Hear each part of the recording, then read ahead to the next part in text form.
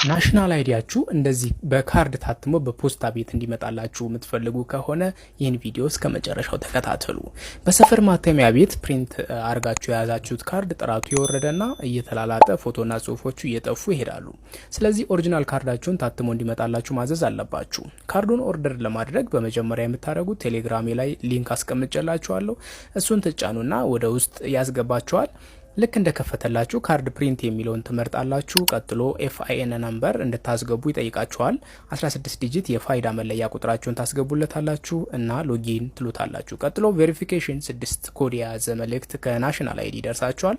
ይህን ማረጋገጫ ኮድ ከሞላችሁ በኋላ በትክክል ወደ ካርዳችሁ ያስገባችኋል ማለት ነው። እዚህ በኋላ ወደታች ወረድ ስታደርጉ ሁለት ምርጫዎች ታገኛላችሁ። የመጀመሪያው በመደበኛ ዴሊቨሪ በ10 ቀናት ውስጥ እንዲደርሳችሁ ሲሆን፣ ሁለተኛው ካርዳችሁ ታትሞ ቶሎ እንዲመጣላችሁ የምታዙበት ነው ማለት ነው።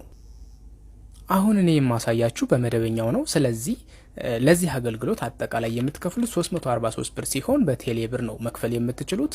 አሁን ወረደ ትሉና አቅራቢያችሁ ያለ ፖስታ ቤት ትመርጡና ፕሮሲድ ትሉታላችሁ። አሁን እንግዲህ ክፍያ ብቻ ነው የሚቀረው። ቀጥሎ ያለውን እኔ ኦልሬዲ ካርድ ፕሪንት ስላደረኩ አያሳልፈኝም። እናንተ ግን ክፍያ ከፍላችሁ ኦርደራችሁን ማጠናቀቅና ካርዳችሁን ማውጣት ትችላላችሁ።